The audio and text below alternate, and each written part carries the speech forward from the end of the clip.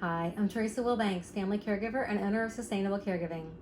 In the last two segments, we discussed how mindfulness, compassion, and boundaries are connected, and how together they help create a more sustainable caregiving experience. Today, we will focus on boundaries. Boundaries are limits that we set to protect our physical and emotional well-being. When we set and communicate boundaries, we are respecting ourselves and others. Boundaries in caregiving are important, even with the best relationship history, because our roles can shift dramatically due to caregiving. Boundaries help us define who we are and what we believe to be our responsibilities.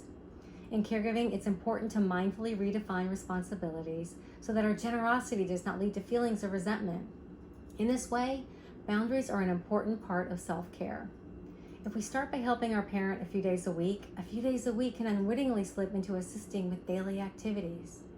Bit by bit, we can start to give up our hobbies and interests until we're entrenched without a clear way out from under the tasks. What starts as fulfilling work can become oppressive and frustrating when we don't keep our life. When we set boundaries, we are taking care of ourselves. Others know where they stand with us. They learn from our example. We are more in control of how we spend our time. When we set boundaries, we are protecting ourselves from burnout. Here are some examples of opportunities to set boundaries while caregiving. Friends or family may drop in unannounced to see your caring, and it might cause a disruption to the schedule. The disruption might start a stress snowball. Social interaction is important.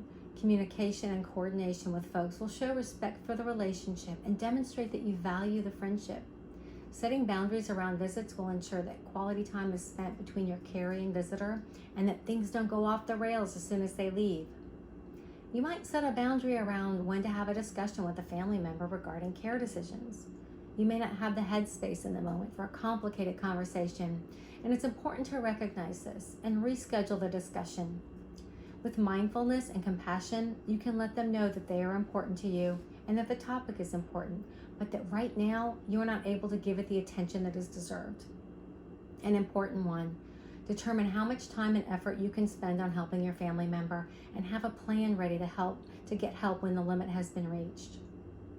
Another time when setting boundaries is important but can feel uncomfortable is when your care is transitioning. Well-meaning family members may insist that you take a break, and you may not want to, or you want to take a short break. This is for you to decide. Earlier in the series, we discussed the value of practicing and cultivating mindfulness and how it can help us set and maintain boundaries with compassion. Here are more examples of how mindfulness helps us manage boundaries. We might be resistant to setting boundaries. When we are mindful of the resistance, we can overcome the barriers. Barriers include fear of rejection, fear of confrontation, guilt, and maybe the fact that we were not taught healthy boundaries. Mindfulness can help us identify when the anger that we feel is due to a crossed boundary. This awareness gives us several opportunities. We can respond in a way that reflects our values. We can act rather than react, which will minimize regret. When we reinforce a boundary with compassion, we maintain the relationship.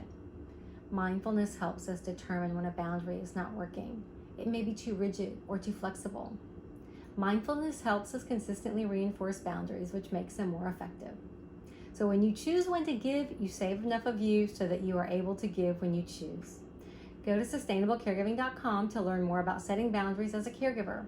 Next in the series, we will continue to discuss how cultivating mindfulness, compassion, and setting boundaries will create the foundation for a sustainable caregiving experience.